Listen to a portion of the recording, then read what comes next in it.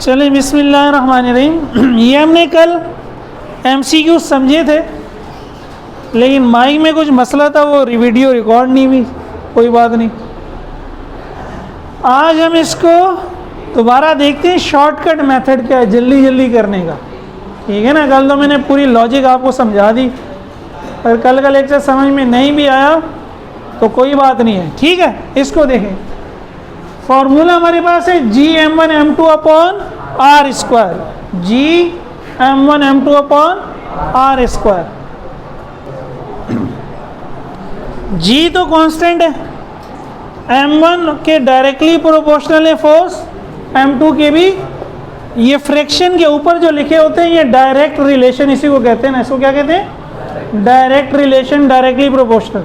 क्या मतलब? M1 में जो तब्दीली होगी वही तब्दीली फोर्स में भी होगी, M2 में जो तब्दीली होगी वही तब्दीली फोर्स में भी होगी। इसका मतलब होता है डायरेक्ट रिलेशन।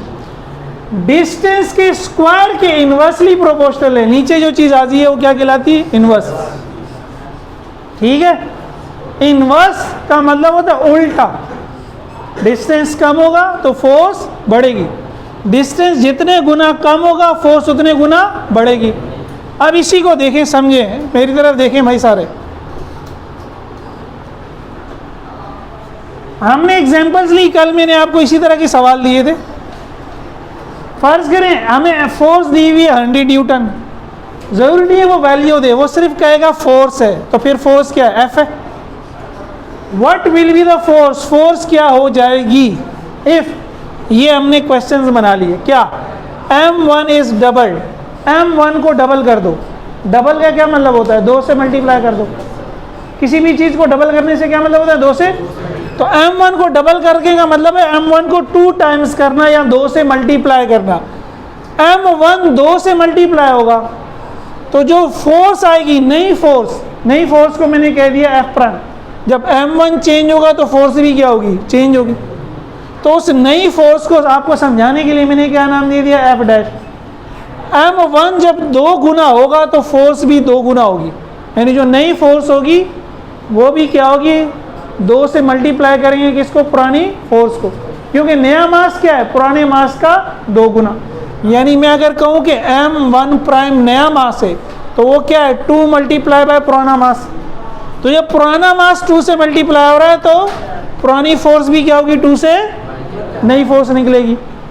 तो ये अगर एग्जाम में वैल्यू नहीं दी होगी तो आपको ऑप्शन दिया होगा, नई फोर्स क्या होगी? F होगी, 2F होगी, 4F होगी, F/2 होगी। तो आंसर क्या होगा? 2F। और अगर वैल्यू दे के पूछा गया है तो जो भी वैल्यू दी होगी, जरूरी नहीं है यही हो, वो आप पुट कर देंगे तो आंसर आ जाएगा। अभी ये क्या? 100, तो 2 मल्टीप्लाई बाय 100 क्या हो जाएगा? 200 न्यूटन। समझ आया? जितने टाइम्स M1 मल्टीप्लाई होगा उतने टाइम्स F भी मल्टीप्लाई हो जाएगी। सिर्फ M1 के लिए यही होगा, सिर्फ M2 के लिए भी यही होगा। तो अगली एग्जांपल हमने M2 के दे दी। M2 is quadruple. क्वाड्रपल को वो यूं भी कह सकता है कि 4 टाइम्स कर दी। क्या कर दी? 4 टाइम्स। तो अगेन 4 टाइम्स, तो नई फोर्स क्या होगी? 4 टाइम्स F। अगर वैल्यू नहीं दी हुई तो इस तरह ऑप्शन दिए हुए होंगे, वैल्यू दिए तो वैल्यू पुट कर ली, क्या आ गया? 400। अब हो सकता है वो कहे M1 या M2 को हाफ कर दो, सही है। M1 को या M2 को क्या कर दो? हाँ, मैंने M2 ले लिया। तो हाफ का क्या मतलब होता है? 1/2 टाइम्स। हाफ का क्या मतलब होता है? 1/2 टाइम्स, ठीक है। 50 का हाफ क्या है? 50 मल्टीप्लाई बाय 1/2, वो क्या हो जाएगा? 50/2। 100 का हाफ क्या है? 100 मल्टीप्लाई बाय 1/2, तो वो क्या हो जाएगा? 100/। तो बेसिकली जब आप हाफ कर रहे होते हैं 1/2 से मल्टीप्लाई कर रहे होते हैं, तो 1/2 टाइम्स करना है तो नई फोर्स क्या हो जाएगी? 1/2 मल्टीप्लाई बाय पुरानी फोर्स, वही F/2 हो गई। 100/2 क्या हो गई? 50। तो अगर वैल्यू नहीं दी होगी तो यहाँ तक आप रुक जाएंगे, F/2 आंसर होना चाहिए। सही है भाई? मेरे साथ हैं? किसी की गाड़ी पीछे तो नहीं है? अच्छा, अब देखें, अब अगर वो दोनों का जिक्र कर देता है, M1 भी चेंज कर रहे हैं, M2 भी चेंज कर रहे हैं, M1 इज ट्रिपल या M1 is increase 3 times, M2 is quadruple या M2 इज इंक्रीज 4 टाइम्स, तो अब दोनों का हम लेंगे फैक्टर, वो मल्टीप्लाई होगा। अब m1 m2 मल्टीप्लाई हो रहे हैं ना फॉर्मूले में, तो दोनों से जो इफेक्ट होगा वो भी क्या होगा, मल्टीप्लाई। अब जो मेरा फैक्टर समझिए, मेरा एक वैल्यू आ रही है ना, एक फैक्टर एक नंबर आ रहा है, ये नंबर कैसे आएगा, 3 मल्टीप्लाई बाय 4। m1 को जिससे मल्टीप्लाई कर रहा हूँ वो भी लूँगा, और m2 को जिससे मल्टीप्लाई करूँगा वो भी लूँगा, उन दोनों को क्या कर दूँगा, 4 से पहले मल्टीप्लाई कर दूँगा। तो 3 मल्टीप्लाई बाय 4 क्या हो गया, 12f। अगर वैल्यू दी है तो वैल्यू पुट करके क्या हो जाएगा, 1200 न्यूटन, वरना 12f ऑप्शन दिया होगा, 3f 4f सही है, या f/12 12f, तो आंसर आपका क्या ठीक होगा, 12f। डिस्टेंस के इनवर्सली प्रोपोर्शनल है, इनवर्स का फिर हमें उलट लेना होता है। फर्स्ट करें, वो कहता है डिस्टेंस इज क्वाड्रपल और डिस्टेंस इज इंक्रीज्ड 4 टाइम्स, एक ही बात है। डिस्टेंस को क्वाड्रपल कर दो, इसका क्या मतलब होता है, डिस्टेंस को 4 गुना बढ़ा दो। तो पहले आप क्या करेंगे, क्वाड्रपल में 4 आया और इस डिस्टेंस का है क्या, स्क्वायर, तो ये जो भी नंबर है जितने गुना वो डिस्टेंस की वैल्यू चेंज हो रही है उसका आप स्क्वायर लेंगे, उसका क्या लेंगे, ये मैंने स्टेप बाय स्टेप करा दिया। तो 4 का स्क्वायर क्या हुआ, दूसरे नंबर में इसको उल्टेंगे, इनवर्स का मतलब यही होता है, इसको क्या करेंगे, तो 16 को उलटना है, तो 16 के नीचे क्या होगा, 1, तो 16 का उलट क्या है, 1/, ये जो आ गया आपका, इससे मल्टीप्लाई होगी नई फोर्स, ये अब आपका फैक्टर है। तो 1/16 मल्टीप्लाई बाय f क्या होगी, नई फोर्स। तो नई फोर्स क्या होगी, 1/16f या f/16, वैल्यू पुट कर लेके कर लो, 100/16 हो जाएगा 6.25। तो डिस्टेंस के लिए क्या करेंगे, नंबर 1 स्क्वायर लेंगे, जितने गुना 2 टाइम्स है तो 2 का स्क्वायर, हाफ है तो हाफ का क्या मतलब होगा, 1/2, ट्रिपल है तो क्या मतलब है, 3 है, और 1/3 करेगा तो 1/3 टाइम्स कहेगा, 4 गुना को या तो 4 टाइम्स कहेगा या क्वाड्रपल करेगा तो 4 है, और 1/4 के लिए तो हो सकता है 1/4 का वर्ड यूज करें। समझ आ गई। अब ये मैंने एक क्वेश्चन आपको दिया, अब आप ये खुद करना है। आप डिस्टेंस इज रिड्यूस टू 1/4, तो 4 की जगह क्या हो गया, यही 3 स्टेप करें, नई फोर्स निकालें क्या आती है, ये उतार लें पहले, ठीक है, फिर मैं करा भी देता हूँ, लेकिन आप ज़रा ट्राई करें। तो देखिए आप में से माशाल्लाह बहुत से लोगों ने कर लिया, वेरी गुड, यही स्टेप है। अब 1/4 है तो 1/4 का स्क्वायर, तो 1/4 के स्क्वायर का क्या मतलब है, 1 का स्क्वायर अलग हो जाएगा, 4 का स्क्वायर, तो 1 का स्क्वायर 1, 4 का स्क्वायर 16। दूसरे नंबर पे हमने कहा उलट दो, हमने क्या कहा, तो 1/16 का उलट क्या होगा, 16/, तो ये 16 ही हो गया, 16/1 क्या होगा, 16 होगा। फिर हमने कहा जो नई फोर्स है वो इससे मल्टीप्लाई करो, तो नई फोर्स क्या हो गई, 16 मल्टीप्लाई बाय f। और अगर एग्जाम में वैल्यू दे के पूछा गया है तो वैल्यू पुट कर दो। अब वैल्यू क्या है, अगर फर्ज करें 100 है तो 100, तो f प्राइम क्या हो गया, 1600 न्यूटन। वैल्यू के बगैर ये आंसर है कि कितने गुना होगी, वो पूछेगा फोर्स कितने गुना होगी, f/16 है, f/2 है, 16f है या 8f है, ज़ाहिर है 3 ऑप्शन गलत देगा, एक ठीक देगा, उस केस में तो ये आंसर है। वैल्यू भी ज़ाहिर है वैल्यू भी गलत देगा, एक ठीक देगा, तो वैल्यू ये होगी। क्लियर हो गया सबको। अब आप इसी तरह के जितने MCQs बना सकते हैं बना लें। एक और मैं आखिरी आपको कहता हूँ, फ़र्ज़ करें वो कहता है कि m1 को डबल कर दिया, m2 को क्वाड्रपल कर दिया, 4 गुना कर दिया, और डिस्टेंस को हाफ कर दिया, तीनों काम कर दिए। अब बताओ फोर्स क्या होगी। नॉर्मली इतने मुश्किल वो उम्मीद है पूछेगा नहीं, लेकिन आपकी बड़ी अच्छी प्रैक्टिस हो जाएगी। ज़रा ये करो, देखें m1 को डबल करना है तो इसका मतलब है m1 से इफेक्ट 2 का पड़ेगा, सही है।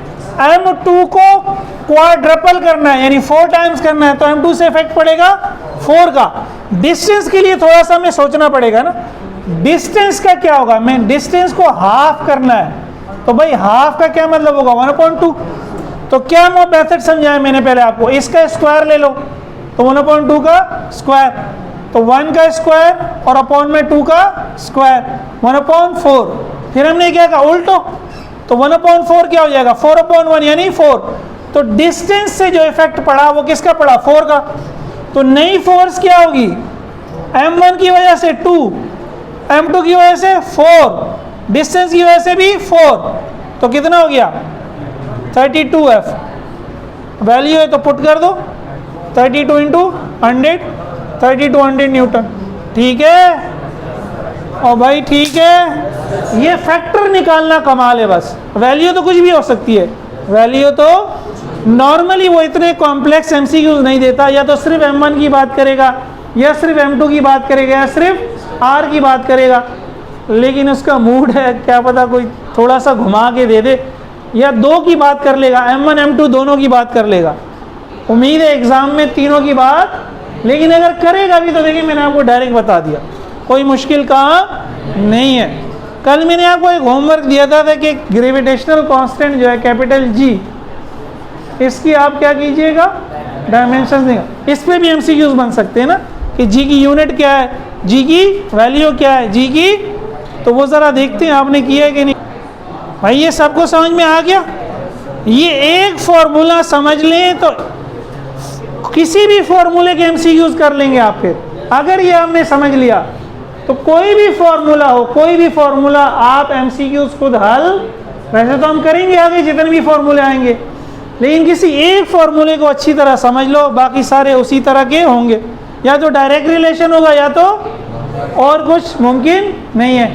ठीक है जी के एमसीक्यूज देखें फिर ग्रेविटेशनल कांस्टेंट के, ये मिटा दूं।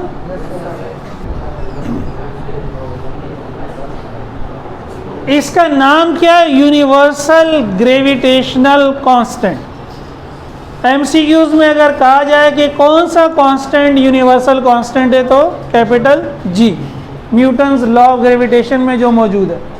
पहली बात हो गई, स्केल मैंने कहाँ रख दिया, गिरा हुआ है। दूसरा जो है इसका फॉर्मूला अगर निकालना है तो F से निकल आएगा ना, F बराबर है G m1 m2 upon R square. तो G क्या होगा आर स्क्वायर, यहाँ मल्टीप्लाई हो जाएगा, m1 m2 डिवाइड हो जाएगा। यहीं से इसकी SI यूनिट निकल आएगी, फोर्स की जगह न्यूटन, डिस्टेंस की जगह मीटर और इसका स्क्वायर, m1 की जगह भी किलोग्राम, m2 की जगह भी तो किलोग्राम का स्क्वायर। तो SI यूनिट क्या हो गई न्यूटन मीटर स्क्वायर पर किलोग्राम स्क्वायर। एमसीक्यूज में ये भी पूछा जा सकता है, ठीक है, और आपको घुमाने फिराने के लिए वो कुछ भी दे सकता है, यानी न्यूटन मीटर स्क्वायर। अगर किलोग्राम को मैं ऊपर ले जाऊं तो इसको यूं भी लिख सकते हैं न्यूटन मीटर स्क्वायर किलोग्राम -1 -2। ठीक है, हो सकता है ऑप्शन में दे दे newton meter square kilogram -1, newton meter kilogram -2, newton meter square kilogram -3। सही क्या है ये समझ रहे हैं। अच्छा आगे इसकी वैल्यू जो जिस साइंटिस्ट ने निकाली उसका नाम है लॉर्ड कैवेंडिश। नॉर्मली ये नहीं पूछते कि किसने निकाली है, ये तो रट्टा है ना। और वो वैल्यू क्या निकाली है 6.673 एक्सपोनेंट -11, तो यूनिट वही लग गई, यूनिट वही लग गई। न्यूटन ने नहीं निकाली थी वैल्यू, ठीक है ना। न्यूटन को ये पता था कि कोई कांस्टेंट आएगा, लेकिन उसको वैल्यू नहीं थी पता, वैल्यू उसने निकाली थी लॉर्ड कैवेंडिश। डायमेंशंस क्या होगी, डायमेंशंस मैंने आपको बार बार समझाया था कि आप यूनिट से निकाला करें, काम आसान हो जाता है काम। तो यूनिट में लेकिन मीटर होना चाहिए, किलोग्राम होना चाहिए और सेकेंड होना चाहिए। अब देखिए हमने एफ फॉर्मूला ये रहा, वही लिख दिया। अब एफ तो फोर्स है, फोर्स की यूनिट तो न्यूटन होती है, न्यूटन में तो मीटर किलोग्राम नहीं है, तो एफ की जगह क्या लिख दिया एम है। सही है, मास की यूनिट किलोग्राम है और एक्सेलरेशन की मीटर पर सेकेंड स्क्वायर है। अब हमारा काम बनेगा, तो M A R square upon m1 m2। अब हम यूनिट पुट कर रहे हैं, मास की जगह किलोग्राम, नीचे दोनों मास है उनकी जगह भी किलोग्राम। एक्सेलरेशन क्या है मीटर पर सेकेंड स्क्वायर, डिस्टेंस क्या है मीटर, मीटर का स्क्वायर। 1 किलोग्राम से ये किलोग्राम क्या हो गया कैंसिल, बाकी क्या बच गया देखिए meter multiply by meter square, meter cube upon second square, और ये डिवाइड में फिर 1 किलोग्राम बच गया। अब ये डबल डिवीजन है, वैसे तो जिनकी मैथ अच्छी है वो डायरेक्ट कर सकते हैं, किलोग्राम इधर आके मल्टीप्लाई होगा, लेकिन कैसे अगर करना है तो meter cube upon second square divided by kilogram, divide को मल्टीप्लाई करोगे तो 1 अपॉन किलोग्राम, तो meter cube multiply by 1 meter cube second square kilogram हो गया। तो जिनकी मैथ अच्छी है वो ये 2 स्टेप खा सकते हैं, वो ये 2 स्टेप, जब डबल डिवीजन होती है तो ये समझे इसके नीचे ही आ जाता है, बस वही हुआ ना, वही हुआ।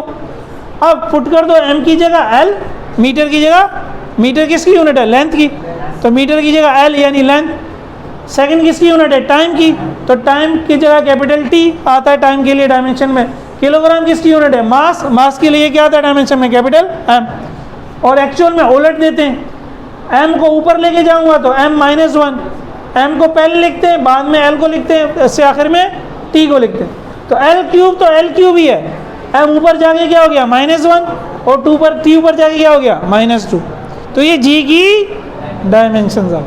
g के बारे में ये सारी चीज़ें क्या होनी चाहिए, पता होनी चाहिए। MCQs इससे रिलेटेड बन सकते हैं, कुछ भी बन सकते, सही है भाई। कायनात में कहीं भी g की वैल्यू होगी, यही होगी।